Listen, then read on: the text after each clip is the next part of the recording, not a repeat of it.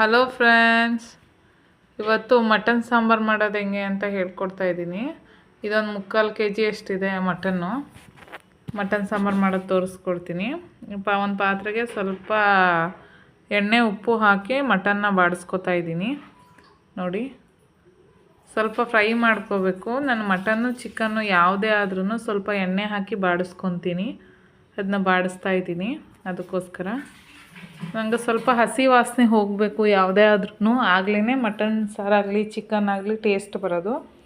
ಈಗ ಚಕ್ಕೆ, ಲವಂಗ, ಈರುಳ್ಳಿ, ಬೆಳ್ಳುಳ್ಳಿ, ಶುಂಠಿ, ಕೊತ್ತಂಬರಿ ಸೊಪ್ಪನ್ನ ಹಾಕಿ ರುಬ್ಕೋತೀನಿ. ನೋಡಿ, ಅಷ್ಟರಲ್ಲಿ ಇದು ಚೆನ್ನಾಗಿ ಫ್ರೈ ಆಯ್ತಾ ಇರುತ್ತೆ. ಅರ್ಧ ಬೆಂದಿರುತ್ತೆ ಇದರಲ್ಲೇ, ಅಷ್ಟು ನೀಟಾಗಿ ಬರುತ್ತೆ. ಅದನ್ನ ಈಗ ಒಗ್ಗರಣೆ ಮಾಂಸಕ್ಕೆ ಅದನ್ನ ರುಬ್ಕೋತೀನಿ. ಒಗ್ಗರಣೆ ಮಸಾಲೆನ ನೋಡಿ, ಇದು ರುಬ್ಕೊತಾ ಇದ್ದೀನಿ. ರುಬ್ಬಿರೋದು ಹಾಕಿದ್ದೀನಿ. ನೋಡಿ, ಅದನ್ನ ಸ್ವಲ್ಪ ಫ್ರೈ ಮಾಡ್ಕೊಳ್ಳೋಣ. ತುಂಬ ಚೆನ್ನಾಗಿರುತ್ತೆ.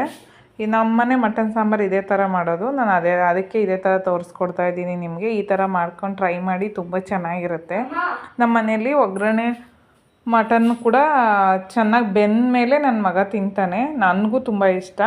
ಈ ಥರ ಚೆನ್ನಾಗಿ ಬೆಂದ ಮೇಲೂ ತಿನ್ಬೋದು, ಉಪ್ಪು ಖಾರ ಹಾಕಾದ್ಮೇಲೆ.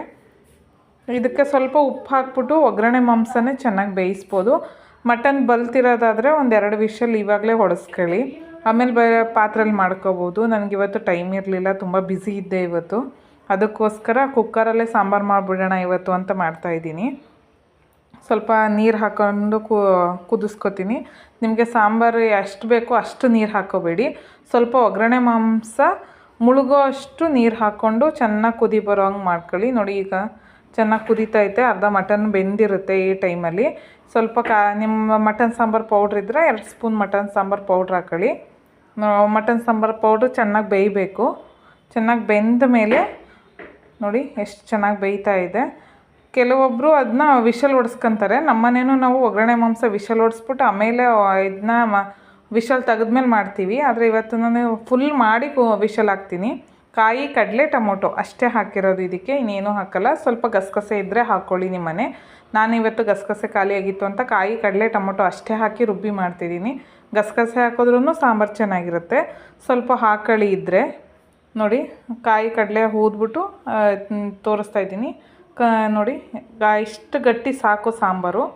ಮಟನ್ ಸಾಂಬಾರು ತುಂಬ ಗಟ್ಟಿನೂ ಇರಬಾರ್ದು, ತುಂಬ ತೆಳುವೂ ಇರಬಾರ್ದು, ಮೀಡಿಯಮ್ ಇರಬೇಕು. ಅದನ್ನ ಕುದಿಯೋಕೆ ಇಡ್ತಾಯಿದ್ದೀನಿ. ಇನ್ನೂ ನನ್ನ ಚಾನಲ್ನ ನೀವು ಸಬ್ಸ್ಕ್ರೈಬ್ ಮಾಡಿಲ್ಲ ಅಂದರೆ ದಯವಿಟ್ಟು ನನ್ನ ಚಾನಲ್ನ ಸಬ್ಸ್ಕ್ರೈಬ್ ಮಾಡಿ. ದಯವಿಟ್ಟು ಸಬ್ಸ್ಕ್ರೈಬ್ ಮಾಡಿಕೊಂಡು ಫುಲ್ ವೀಡಿಯೋನ ನೋಡಿ. ಆಗ ನನಗೂ ಬೇರೆ ವೀಡಿಯೋನ ಮಾಡೋಕ್ಕೆ ಹೆಲ್ಪ್ ಆಗುತ್ತೆ. ಅದಕ್ಕೋಸ್ಕರ ಹೇಳ್ತಾ ಇದ್ದೀನಿ. ನೋಡಿ, ನಾನು ಬೇರೆ ಪಾತ್ರೆಗೆ ಶಿಫ್ಟ್ ಮಾಡ್ಕೊಂಡಿದ್ದೀನಿ. ತುಂಬ ಚೆನ್ನಾಗಿರುತ್ತೆ. ಈ ಥರ ಮಾಡ್ಕೊಂಡು ಊಟ ಮಾಡಿ, ತುಂಬ ಟೇಸ್ಟಾಗಿರುತ್ತೆ. Thank you for watching. ನನ್ನ ಚಾನಲ್ನ ದಯವಿಟ್ಟು ಸಬ್ಸ್ಕ್ರೈಬ್ ಮಾಡಿಕೊಂಡು ನೋಡಿ, ಲೈಕ್ ಮಾಡಿ, ಶೇರ್ ಮಾಡಿ. ನಿಮ್ಮ ಫ್ರೆಂಡ್ಸ್ಗೂ ನನ್ನ ಚಾನಲ್ನ